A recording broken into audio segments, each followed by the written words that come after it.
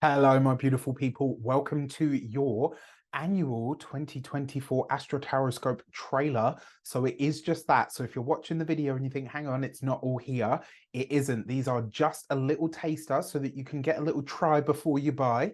So you can have like a little starter or a little bit of an amuse-bouche so you can see whether you want to purchase these or not. They are $7.99 a piece. You can buy your sun, moon and rising. You just purchase the ones that you want as upsells.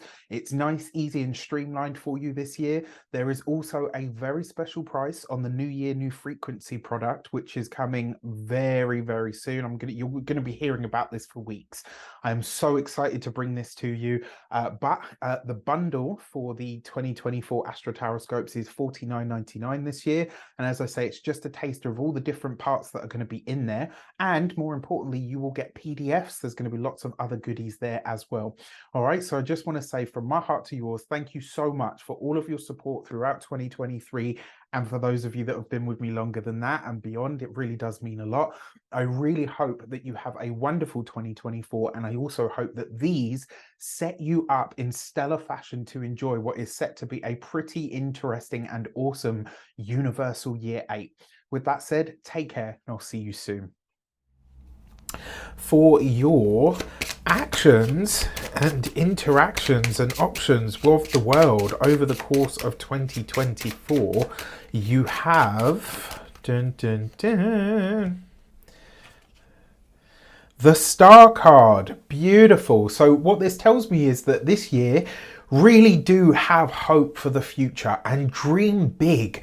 This is not a year, I mean, you know, if you haven't seen the numerological overview for the year, I urge you to check it out, right? Especially because, interestingly enough, the Star card is number 17, 1 and 7 gives you 8, right? So that message is coming through for you as well. And the Star card is really a glimpse into the future. And what this suggests to me is this is a year for you to go big. It's a year for you to go hard. It's a year for you to really think about what comes next. Where do you want your life to actually go? The Star card means that this year there is bright hope for your future, providing you are willing to trust yourself and the universe and go for it. You've got to go after those big lofty goals this year. I really love this. It kind of reminds me of that line, you know, when it says like aim for the moon and even if you miss, you'll still end up among the stars. I love that idea, and this really feels very poignant to me. So the other thing with the Star card, remember this is also about anything and everything technological. So maybe this is the year that you get technologically literate in some way, shape or form if you're not already. I mean, we all are to a degree nowadays because we have to be, but this could be you taking it to a new level that actually really enhances your earning potential in some way. So your new moon this year is obviously an eclipse. So your new moon is on the 8th of April. And it's at 19 degrees, which interestingly enough is the most exalted point of for the sun in the zodiac. So what a massive new moon, right? So it's a new moon solar eclipse. This is a fresh start for you of epic proportions. I don't say that lightly, and it's also because there's also no way that you're not going to feel this. So whether this is your sun, moon or ascendant sign that you're watching for, you will absolutely feel this reverberating through your life in some way. So the eclipse happens, as I say, the most exalted degree of your sign. But more importantly, not maybe more importantly, but alongside this, it also happens conjunct Chiron. So this is going to reveal a soul wound for you, some kind of soul wound around what it's cost you really to be yourself in some area of your life. Now, so as always, you're going to get one destiny card, one direction card per month. You guys know how this works by now. So these two cards, or should I say this first card that I pull, this first card that we have a look at, although it represents January, it does kind of typify the year that you're going to have. It gives you an idea or a heads up, a universal sort of heads up of what the year's flavor or texture is likely to be for you. All right, so for that, you have the World card.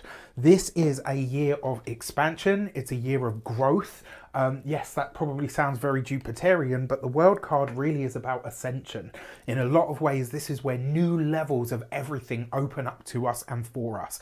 This world card tends to connect you, like this is likely to be a year where you're connecting with new people, new communities, new groups, new places to be in, and new connections to be forged. This could be absolutely wonderful for you. And this year, it really is about building a stronger sense of community, whatever that means to you. This is also a level up card. This card tends to show up for people that are about to get promotions, all of that kind of stuff. So you come into the year very strong.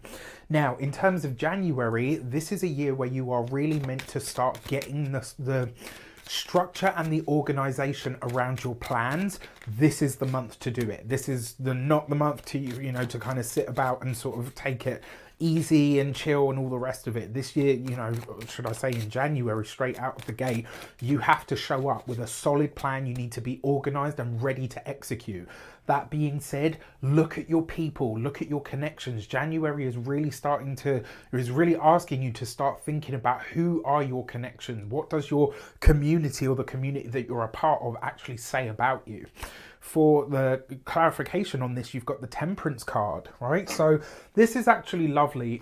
For those of you that are studying, for those of you that are looking to take tests, any form of education, this combination does suggest that you are about to absolutely ace any tests or exams, etc. For a lot of you, this could be a time of preparation for things like exams. The other thing that comes up here as well, the Temperance card has a lot to do with the medical professions and or industries, right? So if you are working in any of those fields or you know somebody that is, this bodes very, very well for you. What it also suggests with the Temperance card, you could be the key factor that a specific community needs in order to take a massive step forward or upward. So this year, this year in general, you're playing the facilitative kind of role. Remember, the eclipses are bouncing back and forth through your sign and your opposite sign of Libra. So this is a pretty big deal. On top of that, the Temperance card is also asking you to be very mindful about situations that don't have anything to do with you, right? You have to be really careful about what you get yourself mixed up in January. On the 21st of January, we have Pluto. We've got Pluto moving into the sign of Aquarius. This is a big deal for those of you. And then obviously we're starting the year with a Mercury retrograde, but it goes direct on the 2nd of January.